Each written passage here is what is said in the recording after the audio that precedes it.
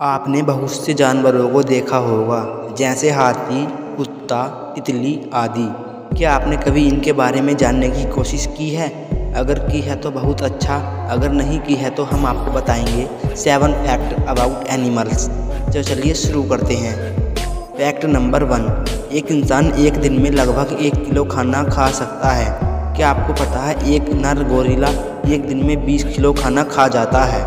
Fact number 2, एक तितली की लगभग 12,000 आँखें होती हैं। आप सोच रहे होंगे ये गलत है, तो जी नहीं, ये सच है। फैक्ट नंबर 3, कुत्ते को सिर्फ पंजों पर ही पसीना आता है। फैक्ट नंबर 4, उछलना कूदना किसको पसंद नहीं है, पर क्या आपको पता है हाथी एकमात्र ऐसा जानवर है जो कूद या उछल नहीं सकता। फैक्ट नंबर 5, उल्लू ही एकमात्र ऐसा पक्षी है जो नीले रंग को देख सकता है।